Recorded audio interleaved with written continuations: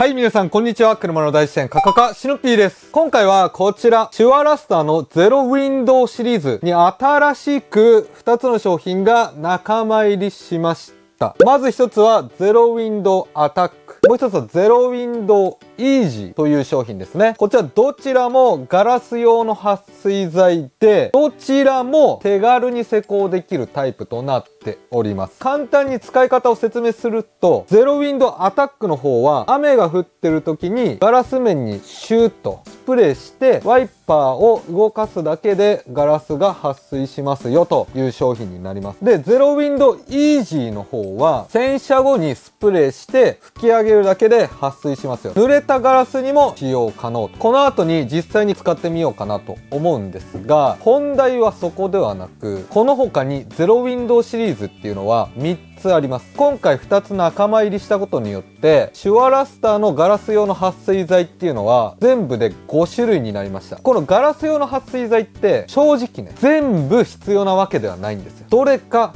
1つ、5個いっぺんに買う人なんかまずいないんですよ。重要なのは、この5種類の中から自分が合った商品はどれなのかっていうのが一番重要になってくるわけなんですよ。ここから先はシュワラスターさんの監修外です。僕が独断と偏見で残りの3商品も含めた計5種類を勝手に評価していきたいなと思っております。評価っていうよりかは、この商品はこんな人に向いてるよ。水弾きを求めるんだったらこれよとか。シュワラスターさんも僕に今から何言われるかっていうのは全くもってわからないと。けどこれはね、僕の中ですごく重要なことなので、実際にいろいろ価格とか含めて調べながら、どういった位置づけなのかっていうのを決めていきたいなと思います。そしたらまず早速ね、この新商品どういったものなのか、使い方含めて。そこもね、その評価基準にもちろん入ってくるんです。使い勝手がいいとか。まずはこの2つ。それ以外の3つっていうのは、僕は過去に使ったことがあるので、その過去のことも踏まえながら、いろいろやっていきたいなと思います。そしたら早速、外へ、レッツゴー！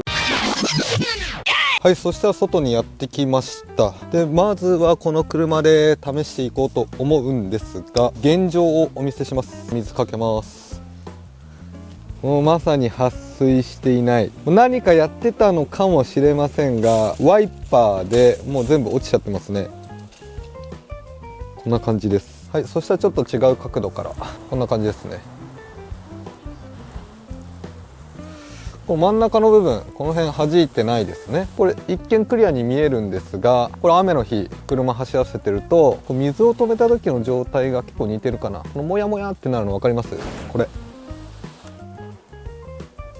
こういった状態になって前が非常に見にくいといった感じなので、撥水剤を施工すると。で、まずはこちらですね、アタックスプレータイプのものを使っていこうと思います。で、これは雨が降ってる時にワイパーを動かしながらここにスプレーしていくことで撥水しますよというめちゃめちゃ簡単な商品です。ちなみに雨が降っていなくても施工可能みたいです。今雨が降っていないので雨を降らしましょうか。大雨でございます。そしたらちょっとワイパーを動かします。わあ、すごい。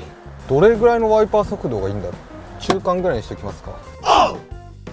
はい、そしたら実際に施工していきたいなと思います。で、施工方法はワイパーを動かしながら 2,3 秒間フロントガラスにスプレーしてください。で、ガラス面全体に M 字を描くようにスプレーしてください。雨量によって効果に差が出る場合があります。効果が弱まってきたら再度使用してください。サイドやリアガラスなどワイパーがないガラスへの施工はガラス全体にスプレーし、固く絞った濡れたクロスなどで塗り伸ばしながら吹き上げてくださいということです。じゃあ実際にやっていきましょうか。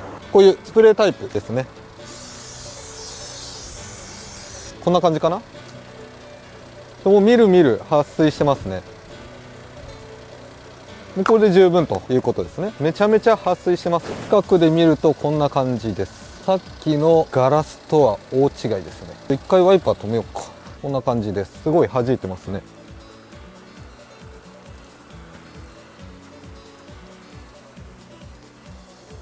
一回雨止まそうか。はい、止みました。止んだので、もう少し近くから強めに雨を。こんな感じ。この中央部分かなり撥水してますね。かなり撥水してると言っても、やっぱり僕の目から見ると塗り込みタイプに比べてやっぱ撥水力は弱いなっていう感じしますね。けど最初に比べると全然違いますよね。中央付近がベタっと水がくっつく感じはなくなったと思います。なのでもう雨が降ってる時にパパって施工するんだったらアタックだよねといった感じですね。手軽さで言ったらめちゃめちゃ手軽。施工はすごく簡単です。はい、そしたら続いてイージーを施工するために撥水剤を落としていきます。っていうのも今アタックを使用したのでガラス面が撥水しているんですよ。でそうするとやっぱり正確にね水はじきの調査ができないので落としていっちゃいます。でこれ本来イージーを施工する時は別に必須ではないです。何でもそうなんですが、この作業をやった方が水はじきの効果はいいんですが、なぜかというとその油膜だったり水垢とかを除去することによって引っかかりがなくなったりして平らになるってイメージかな。でより水が飛んでいきやすいっていう効果があるんですが、イージーとかは、アタックもそうなんですが、こういう作業めんどくさいよね、パパッと終わらせたいよねっていう方向きなので、本来だったら必要ないのかなと僕は思ってます。はい、そしたら簡単にではございますが、右側アタックの方を落とさせていただきました。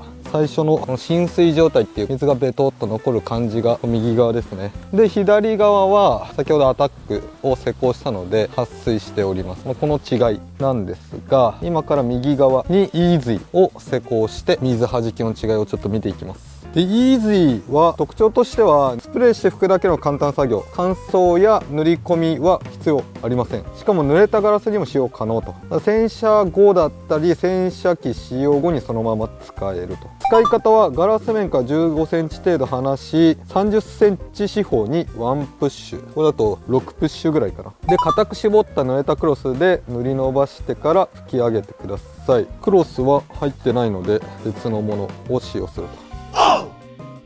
で今回軽く濡れた状態で使っていきます。で多分乾いた状態の方が効果はあるんじゃないのかなと思ってます。なので洗車後濡れた状態でもいいし、一回拭き上げてから施工していく感じでいきます。拭き上げも簡単ですね。均等にこう拭くってなったらこんな感じ。以上です。正直撥水してるのかどうかはよく分かりません、この状態だと。なので一回水をかけてみます。施工できてるかどうかがちょっと不安って感じなんだけど、いきます。おお、発生してるわ。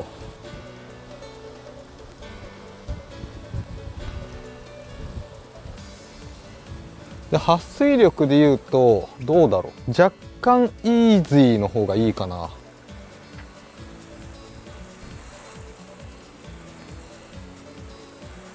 今日やっぱ塗り込みタイプシュアラスター商品だとスプラッシュですね。スプラッシュに比べるとやっぱ撥水力は劣るかなといった感じですが、施工的には簡単ですね。せっかくならということで真ん中3面区切りまして、両サイドは先ほど施工したアタックとイージーを残しつつ残りの3つを施工していこうかなと思います。なので真ん中だけ落としました。そしたら1個ずつ使っていけば施工性、手軽さみたいなのも今ここで判断しながら水はじきのね違いとかも見ていけるかなといった感じです。はい、そしたら準備ができたのでこちらゼロウィンドウリセット&コートをこの面に使っていこうと思います。でここからまた特徴がちょっと変わってきます。ゼロウィンドウリセットコートは油膜を落としながら撥水剤を施工できるという商品です。で今までアタックとイージーに関してはガラスが濡れていても使えましたが、ここからガラス面は乾いた状態で施工していく商品になっていきますけど、その代わりに油膜除去ができたり撥水力が上がったりとかいろいろ変わっていくので、そこら辺理解して商品選びをすると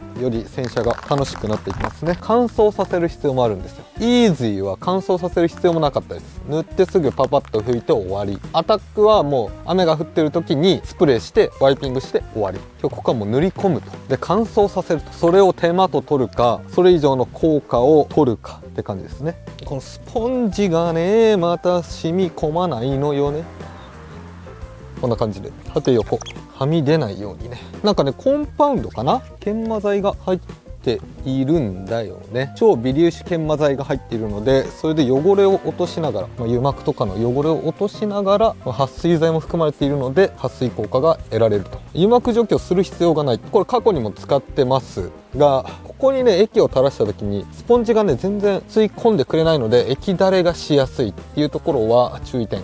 さっきの2商品に比べたらちょっと手間がかかると。そしたら5分から10分放置させます。乾いたら拭き上げるといった感じですね。リセット&コートを乾燥させている間に、こちらにスプラッシュを施工していきます。これよくある塗り込みタイプですね。塗り込みタイプの方が撥水力いいかなって僕は思ってます。特徴としては結構この容器が柔らかいので液剤は出しやすいで、楕円になっているので角の方も塗りやすいです。油膜とかの除去はこれは別の商品を使わないといけない。ここまで撥水力をこだわるんだったらやっぱり油膜鱗除去しておきたいよね。そうなるとリセット&コートは一石二鳥、2ウェイだったけどこのスプラッシュは2ウェイじゃないから、その分手間がかかるかなっていう感じするけど、一旦こんな感じです。これも乾燥させる必要があるので一旦放置します。でその間にもう一個左1年耐久のやつ使っていきましょう。ゼロウィンドウコートという商品ですね。こちらです。これが1年耐久。他のものと違うのは耐久性がすごい長いですよっていうのが一番の特徴かな。この商品もガラス面が乾いた状態で施工していきます。そしたらスポンジに適量取って縦横に塗り込みで直ちに拭き取る。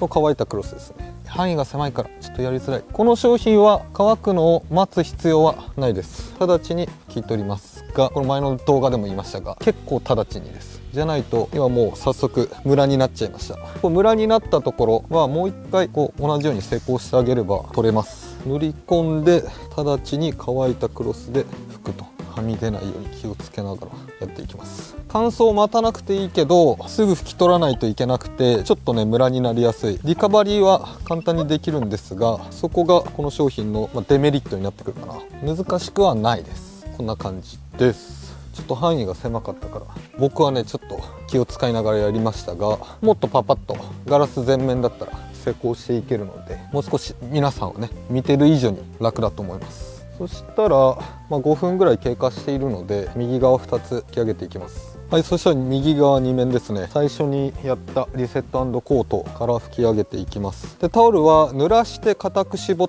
たクロス。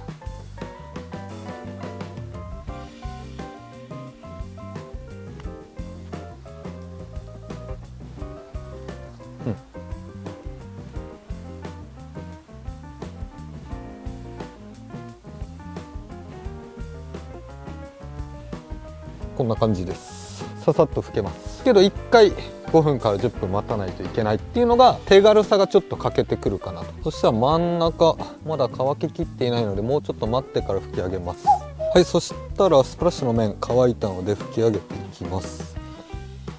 よいしょ。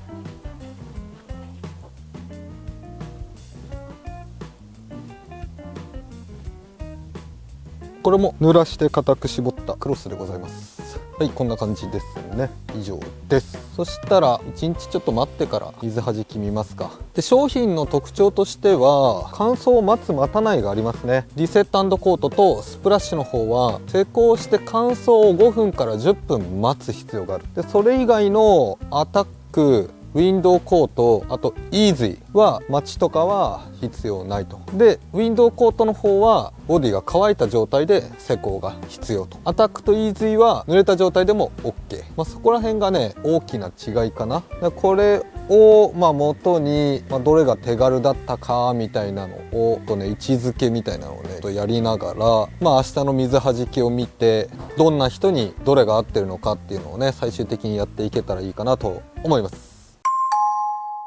はい、そしたら1日が経過しました。水をかけて撥水の方を確認していきます。ちょっとね強めに今かけております。どうでしょうか。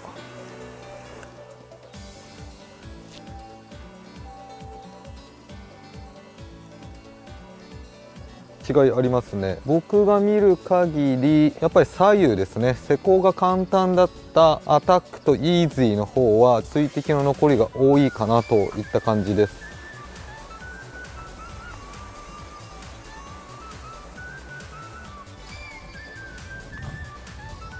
それに比べて真ん中3面は結構水滴の残りが少ない。なおかつリセット&コートが結構小さい水滴でもまだちょっと動いてる感じがありますね。雨ではこうならないんですが、近くからかけるとまとまった感じが左右あるけど、それでもイージーの方がまだ撥水力あるね。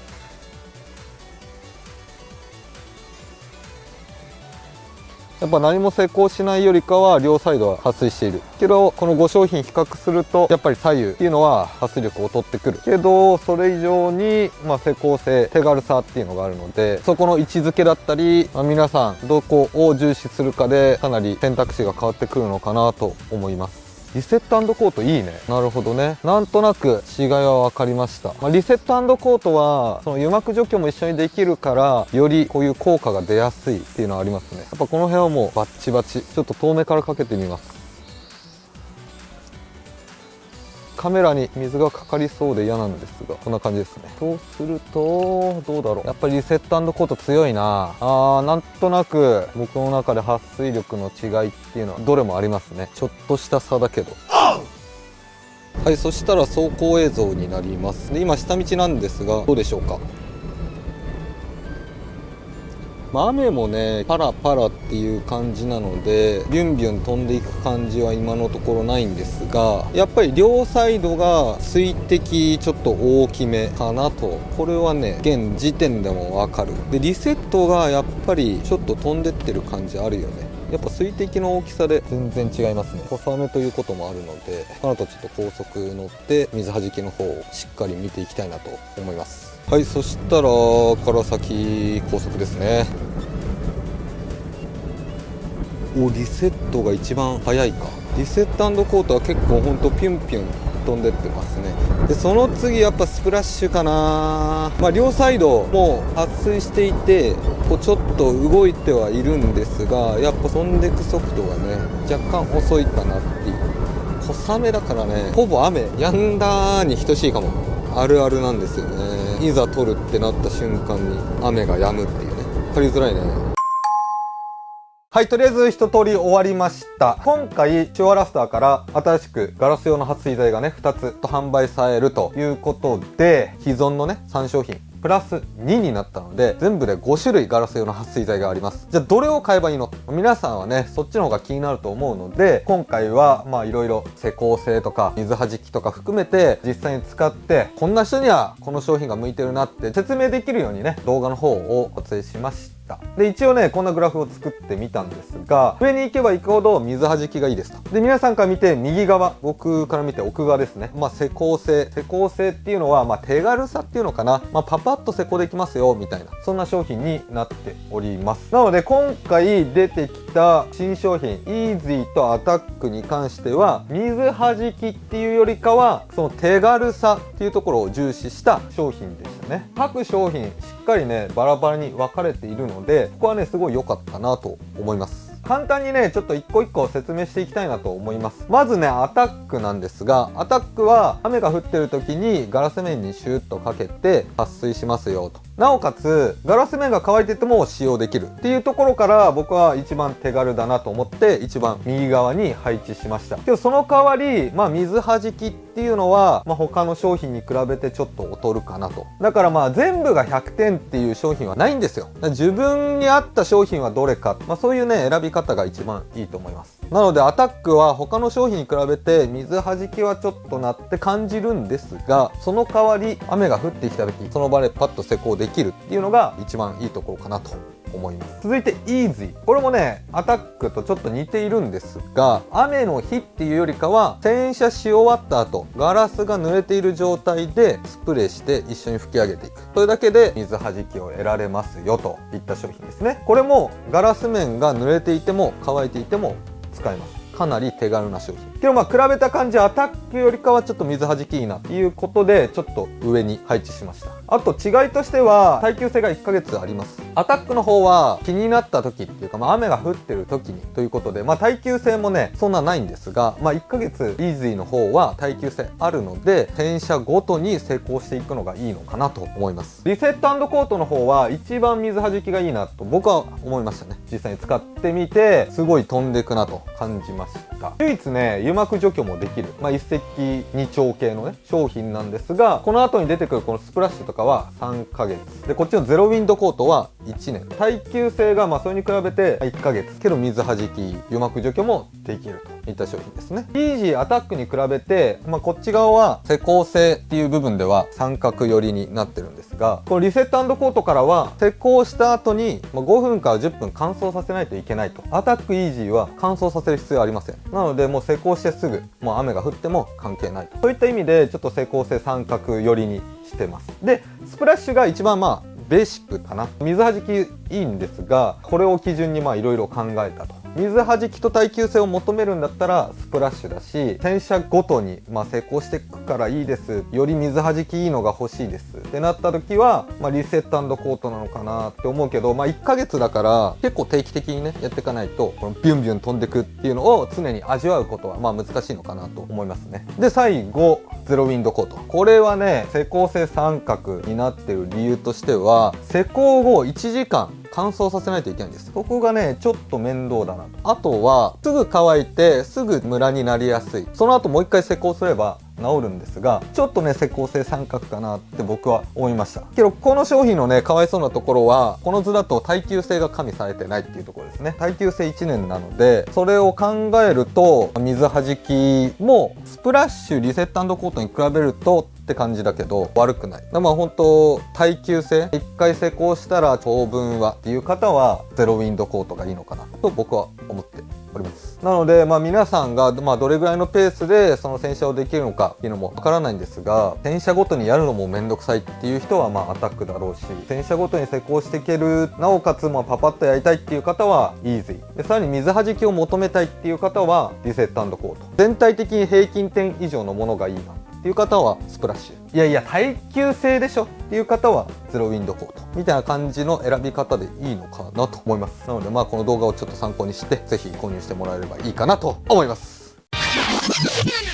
はい、といった感じで動画の方以上になります。で、今回はシュワラスターからガラス用の撥水剤が新しく2つ追加されたということで、既存のもの3商品、プラス今回の新商品、合計5つのガラス用の撥水剤をそれぞれ比較して、どんな人に向いてるのかっていう検証をしてみました。検証っていうかね、どんな感じの位置づけなのかなっていうのを整理してみたといった感じですね。ガラス用の撥水剤、それぞれ全て買うっていうことはほとんどないと思うので、どの商品がねどういった人に向いてるのかっていうのを明確にできたらいいなってずっと僕も思っていたので、ここでね僕の独断と偏見でこういう人に向いてるよっていうのをやらせていただきました。なんでずっとあっち見てんのって思いますよね。あっちにグラフがあるんですよ。で個人的にはどれがいいかっていう話だけをしておくと、リセット&コート良かったです。普通に良かった。水弾き含め油膜除去もできるのでダブル効果っていうのは楽だなと思ったんですが、耐久性がね1ヶ月なのでスプラッシュでもって感じかな。だけどリセット&コート良かったなっていうのが僕の印象です。で皆さんずっと気になってると思うんですが、ここに今回のガラス用の撥水剤いろいろあります。ガラス用の撥水剤だけじゃなくてね、鱗を取るストロングリセットとかもあったりします。もちろん新商品のクイックだったり、あとアタックもあります。でこちら検証用プラス乗車さんにプレゼントできないかと交渉した結果いただくことができたので、個数ねちょっとまだ計算していないので後ほど計算して概要欄に記載しておきます。なので気になる方はねぜひ応募してみてください。で応募方法は概要欄に記載しておきます。はい、とりあえず今回はこんな感じで動画の方以上になります。この動画が面白いなと思った方はぜひチャンネル登録と高評価お願いします。それではまた来週。